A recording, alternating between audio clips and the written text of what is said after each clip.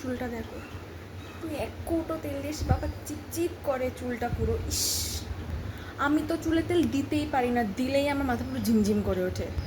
টিফিনটা দেখ না, রোজ রোজ খালি ওই একই রুটি আর তরকারি নিয়ে আসে, অন্য কোনো টিফিন আনতেই পারে না। ইস, আমার তো আবার নিত্য নতুন টিফিন না হলে যেন হয়ই না। এ তুই বাড়িতে চান করিস? তুই চুলে শ্যাম্পু দিস? তুই সপ্তাহে কদিন শ্যাম্পু দিস বলতো? কি, একদিন শ্যাম্পু দিস? ভাই এই কারণে তোর চুলটা এরকম, একই তো তোর মাথার ওপর মানে ওরকম নোংরা, তারপর তুই তেল দিয়ে আসিস। বাবাই তুই সব তো ভাই সামনে দিয়ে সর। তোরা রোজের জামা রোজ বাড়ি গিয়ে কাচিস না? আমি তো বাড়িতে গিয়েই ওয়াশিং মেশিনে দিয়ে দিই, নাহলে আমার মধ্যে চিপচিপ করে আমার। লোকের কথায় কানটা না দিয়ে নিজে যেটা করছি সেটা কর, তাহলে কাজে দেবে। মানে স্বভাব দেখ, কি কি করছে, কে কি কথা বলছে, সব দিকে নজর। আমি আবার এসব একদমই করি না, আমার একদমই পছন্দ না, পুরো ডিসগাস্টিং লাগে আমার।